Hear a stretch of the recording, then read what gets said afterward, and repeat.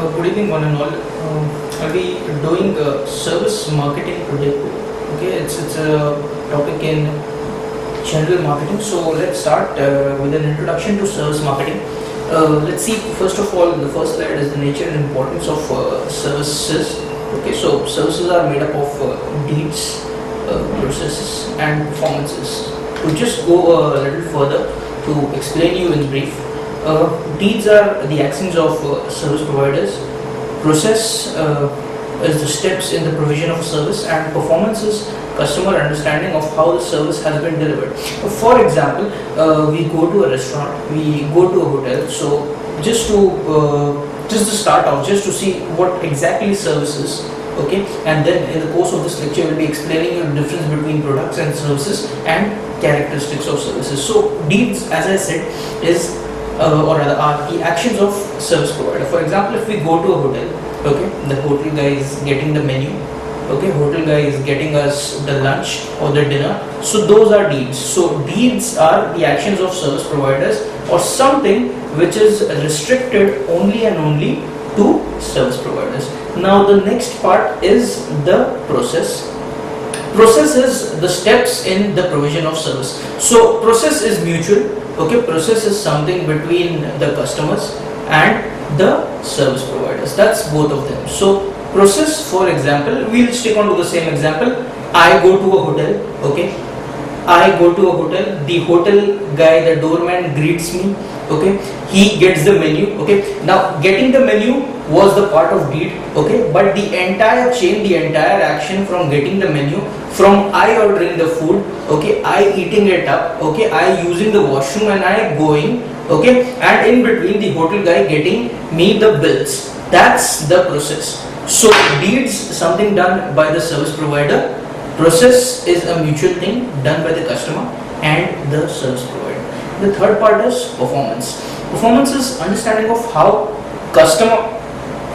a service has been delivered. So it's a very subjective term. For example, let's take on to the same example again. I go to a hotel, I find the food good, I find the service of the hotel to be good. Okay, so for me, the service as far as the hotel is concerned, it's very good. For another guy, the service to the same restaurant may not be good. Okay, so it may be average. For the third guy, it may be very bad. So as I said, it is a very subjective term depending on from one person to another. So services are made up of deeds, processes and performances. Now let's go to the introduction part of services. Of course, this was said by Zietmal, who is the father of services marketing. Okay, so let's first of all see what are a few service industries. Starting from hotels, airlines, weight reducing centers, you have advertising, legal services, hospitals, banking, railways, education. I am delivering a lecture to you all. So that's service. Okay, so education, that is a service. Design services, management consultancy firms. You have satellite services, telecommunication services, and tourism services. Okay, so now let's go a step further and see what exactly is service is defined. So service is an act or a performance offered by one party to another. Okay, I am delivering you a lecture. Okay, it's a service. So it's an act or a performance delivered by one party, that is the professor, to the students. So that's service. An economic activity that does not result in the ownership of anything, that's again called a service. For example, you guys are taking the video shoot of this lecture. Okay, so just by taking the video shoot, you cannot hold my words in your hand and say, look, this is the lecture. Okay, so this is an activity that does not actually result in the ownership of anything. We'll go a step further into it once I start on with the characteristics of services. Okay, now we have a very interesting definition by the economist. Economist says that services are anything that cannot be dropped on your foot. For example, this is a pen. Okay, it's a product. I stop it here. I can hold it. Okay, so that's a product. So services, lecture giving is a service. Okay, hospitality is a service. Banking is a service. Tourism is a service. So service is precisely something that cannot be dropped on your foot. That is by economist. Okay. Another very interesting definition by Mr. Theodore Levitt. What he says that there is no such thing such as service industries. Okay. All industries have some amount of services or the other. Okay. There are a few industries in which the extent of service is greater. Okay. And there are a few industries in which the extent of service is lesser. Okay, so that is what Mr. Theodore Levitt has to say about the service. Okay, now let's see the emergence of service in the Indian economy. We can clearly see that the services in the Indian economy as today contributes to about 54% of the GDP. But in US, the contribution of services is around 84%. So more developed the nation is, more is the contribution of services in the nation. Okay, now just to go back to what Mr. Theodore Levitt says, that there are industries. In fact, what he said is, in all the industries across, there are services, but the service quotient is less in some industries, whereas in other industries, service quotient is high. So now let's move on to the tangibility spectrum based on that thing, based on the definition of Mr. Levitt. Okay, so let's move on to the tangibility spectrum. Okay, now let's see what are the kind of products we have. First of all, we have a pure tangible product. Okay, which includes commodities, which include commodities like your toothpaste, your cereals, your dal, where no service actually accompanies the product. Okay, it's a pure tangible product. Next one is a tangible good with accompanying services. Those are consumer durables, for example AC, for example the refrigerator, for example television, which have major portion of the product and a minor portion of the services. The minor portion of the services with respect to these consumer durables is the installation service and the after sales service. Okay, so two are done. Third part is the major service accompanied by minor goods. For example, traveling from one place to another, first class travel by one place to another. Okay, has customized services. Okay, so that is the major. The third one is the major part is of the services and very minor part is of products. Fourth one in the tangibility spectrum is a pure service. Okay, a pure service is consultancy, pure service is teaching, and pure service is also babysitting. So we have four aspects. You have pure tangible product, then you have a tangible good with accompanying services, then you have major service with a small portion for small portion of tangible goods, and the fourth one is pure service. Okay, so in this slide, in fact, we can see tangible versus intangible elements in goods and services. Okay, so tangible elements, salt is highly tangible, and weather forecast, you can see it's highly intangible. Okay, so that's pure service. One very interesting thing, fast food restaurant, it comes in between of salt and a weather forecast. Why is that? Because in a restaurant you have a fair bit of service, also you have a tangible product. So a restaurant will feature somewhere in between. Okay, now let's go to the most important part, which is the characteristics of service. Okay, we have 5 characteristics of services. That's intangibility, inseparability, variability, perishability, and lack of ownership. Okay, intangibility, the first one is intangibility. So intangibility, as the word says, that means a pure service cannot be seen, touched, tasted, or smelled. Can be only experienced by the customer. You cannot touch it, you cannot feel it, you cannot examine it before purchase. Okay, quality cannot be measured. Okay, teaching sessions, pure service. Consultancy, pure service. You cannot measure the quality, you cannot feel it, you cannot touch it, you cannot smell it. Okay, and quality obviously cannot be measured. So highly intangible, as the word says, cannot be touched, seen, tasted, or smelled. Next is inseparability of production and consumption. It says that in production of goods, production and consumption are said to be separable. For example, this pen manufactured in Lucknow can be consumed in Bombay via retailers, via wholesalers, okay, and via the distributors, and then comes to the customers. So something manufactured in Lucknow or a Kanyakumari or a Jammu and Kashmir can be consumed in Bombay, but at this point in time, the lecture which I am giving to you, okay, can only be yours. So production and consumption, I am producing it, you are consuming it, it is running hand in hand. Okay.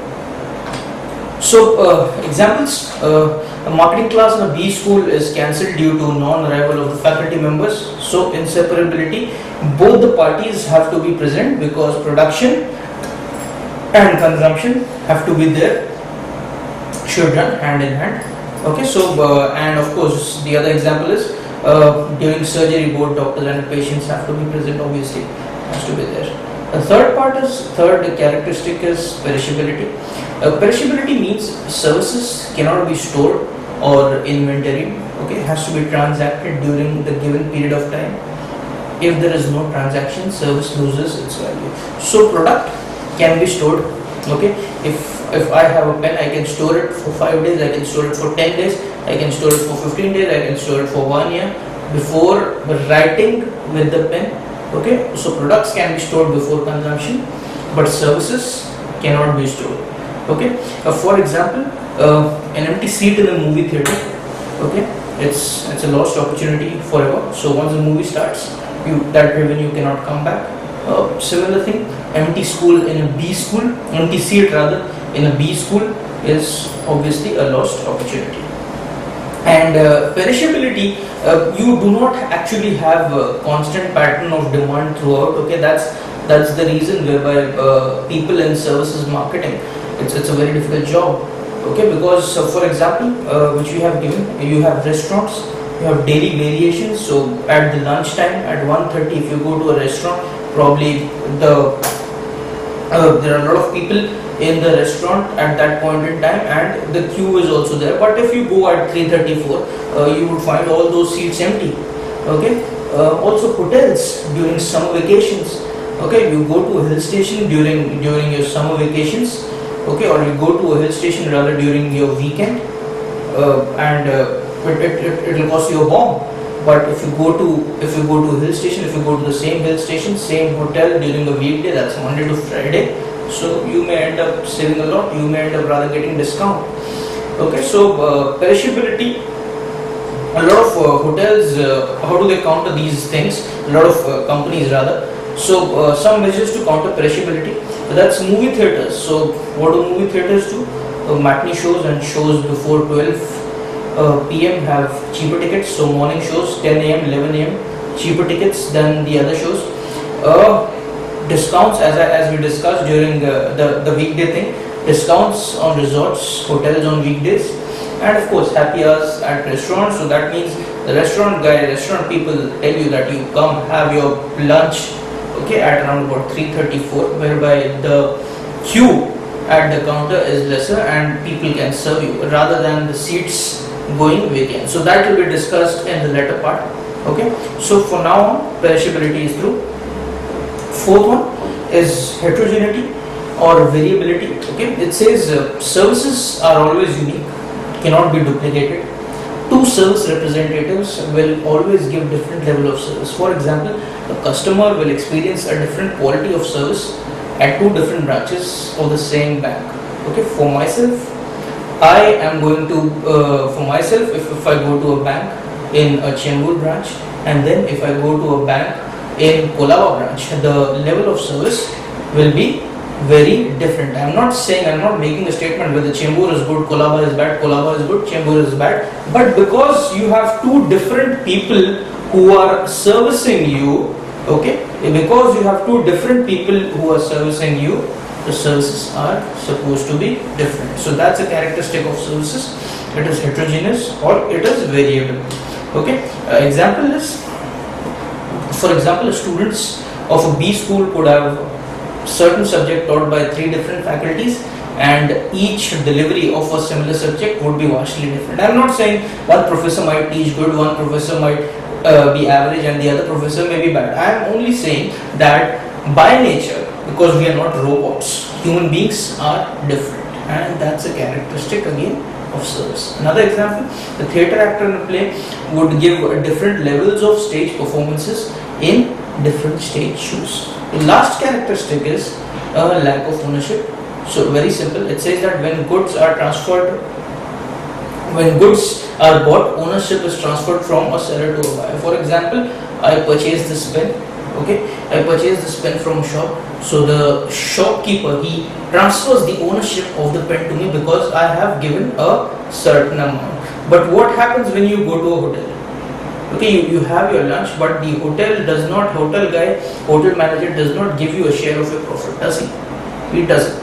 So you do not transfer the ownership. So when services are performed, no ownership is transferred from seller to the buyer. The buyer only buys the right to a service process. Okay, we'll just also see how products and services are different from each other. So products, you have products are tangible, services are intangible. Products are manufactured, services are created. Customer perception is of course standardized. You have a standardized product. Okay, so perception of customer is standardized. Service, because it is to be evaluated, because it is very subjective. Measurability, again, product is objective and service is objective. Units definition, it's 1 unit of a product, it's 1 pen, so it's precise. Okay, service we do not know, so it's general. So production and consumption in goods, as I said, gap exists. So I produce something in Banaras, I consume that thing in Delhi, but services, production and consumption supposed to be hand in hand. Shelf life, okay, for products you can have from days to years, and service of course, because we have a characteristic of perishability, shelf life is 0. And delivery is consistent and variable. And possession, very important again, possession of product is physical. I own this product. Okay, I own this product as a cell phone, and the possession of service is in the mind because it is intangible. That's it. Thank you so much.